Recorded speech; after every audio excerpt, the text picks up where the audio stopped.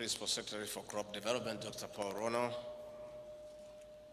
the ESK National Chairperson, Annabel Kirinya, the Nairobi ESK Chairman, Joseph Mogo, the ESK CEO, distinguished farmers and exhibitors. It is with great pleasure that I address farmers, traders, and agro-based innovators today at the opening of this year's Nairobi Trade Fair on behalf of His Excellency President William Ruto. The Trade Fair is a platform for our farmers to sample innovations as they seek to improve productivity. It is also a moment of learning and borrowing best practices from fellow farmers as well as experts in crop and animal husbandry. This is important, especially now that the agricultural sector is under threat from climate change, which is diminishing returns. It is also time that we are seeking to put more money into the pocket of the farmer as we transition from subsistence to profitable agripreneurship. In this regard, I wish to congratulate and thank the Ministry of Agriculture and the Agricultural Society of Kenya for this year's theme, promoting climate-smart agriculture and trade initiatives for sustainable economic growth. Distinguished farmers, ladies and gentlemen, our administration recognizes the agricultural sector as the basis and driver of the manufacturing and industrial revolution of this country. It is in line with our development plan, the bottom-up economic transformation agenda. But this is not possible unless we support the farmer to incorporate climate resilient structures, including drought-tolerant crop and animal varieties, recycling of organic matter to reduce carbon emissions, pollution, and other related factors. This is one of the reasons that I'm excited with the innovations exhibited there in form of farm machinery, appliances, as well as best crops and animal management practices. Some of the outstanding innovations are from our Juakali sector, which is driving transformative and affordable solutions to the small-scale farmer and small industries. This is a milestone in catalyzing value addition under various subsectors such as the cotton industry. To encourage the artisans to do more, we are now certifying their skills, knowledge, and expertise through the recognition of prior learning policy, which was launched in March 2023. Through partnerships with the TVET institutions, my office, in collaboration with the line ministries, has created a framework of linking skilled artisans to jobs and business opportunities, including value addition, agribusiness, agri-tech, and local manufacturing. I encourage farmers to take the challenge and integrate climate-smart agriculture practices displayed here by our artisans to boost production. Distinguished farmers and exhibitors, in the face of adverse climate, we are supporting our farmer for better returns through the agriculture sector reforms.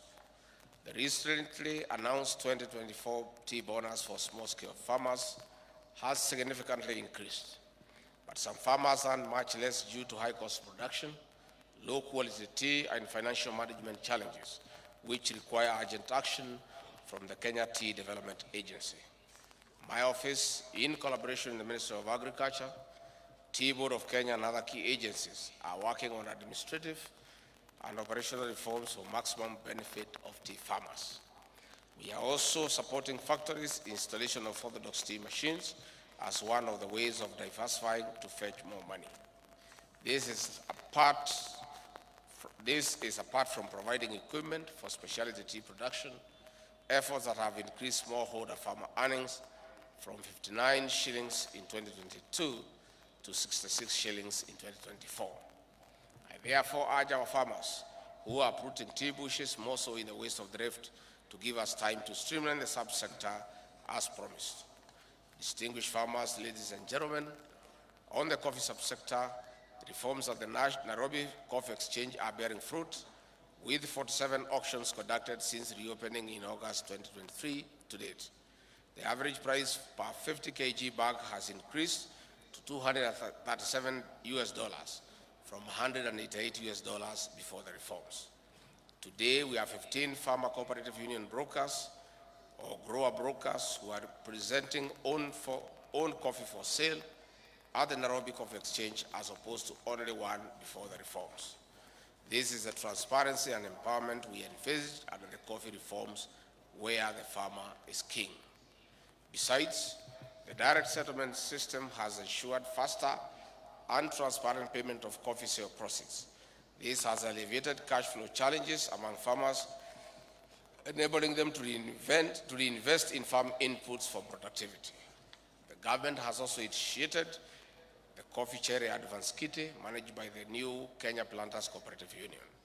In the financial year 2024-2025, we have an additional allocation of 3 billion shillings for the Coffee Cherry Revolving Fund. In expanding and sustaining our coffee export markets, we have leveraged commercial diplomacy through our foreign missions. As regards the European Union deforestation regulations, my office is coordinating a high-level interministerial committee for compliance before December 30, 2024. I wish to assure our farmers that we will comply. To further our interventions in the agricultural sector, we have registered and georeferenced at least 15,895 agro-dealers and 7,115 stockists across 45 counties, excluding Nairobi and Mombasa. This will ensure close monitoring of distribution of quality farm inputs. In our determination to cut and end importation of edible oils, we have supplied over 556 metric tons of sunflower seeds to farmers in 34 counties, with more investment in seed multiplication and coconut cultivation. This has increased land under sunflower farming from 60,000 acres in 2022 to 64,000 acres in 2024. With improved local production, we have stopped sugar importation, which has contributed to low prices for consumers. Due to increased maize production, there has been a drop in the cost of 2 kg maize flour packet from 169 shillings at the beginning of the year to 130 shillings. In sustaining production, we have also distributed over 8.6 million bags of fertilizer this year, against 1.4 million bags in 2022. In the leather industry, we have made operational the Kariokor Common Manufacturing Facility, completing the central effluent treatment plants at Kenani Industrial Leather Park and providing training and tools to flayers. On the other hand, livestock ag insurance scheme has increased from 304,000 in 2022 to 503,000 in 2024, providing financial support to pastoralists.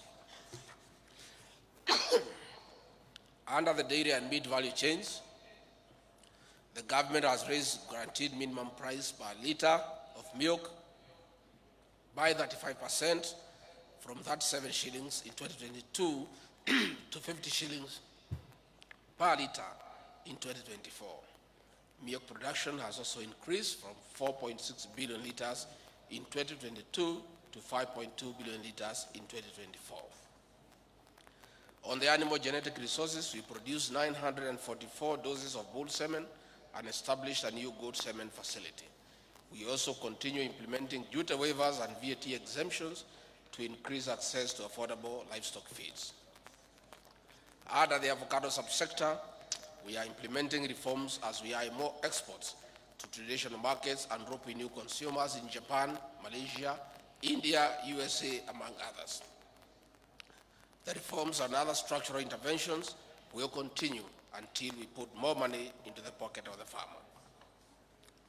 Distinguished farmers and exhibitors, on this note, I wish to thank the Minister of Agriculture, the Agricultural Society of Kenya, traders, partners, farmers and exhibitors for organizing and participating in this trade fair. It is now my pleasure to declare the Nairobi International Trade Fair officially open. Asanteni sana.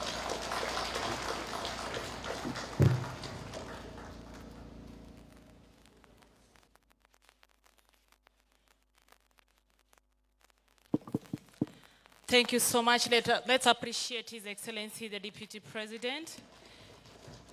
Your Excellency, we now kindly invite you to kindly join us with the laws that are guiding ASK. The Organizational Agricultural Society of Kenya is kindly inviting you, Your Excellency, to award winners of various categories. And in this regard, I would like to invite Mr. John Kibera to take us through the first category, please. Your Excellency, in line with Article 15 of the ASK Constitution, the following have been awarded Life Governor status, 25 years category. Dr. Pamenas Migwi from Nakuru Branch. Dr. Pamenas Migwi. Mr. Robert Thuo Mwangi. Dr. Aris Ruto.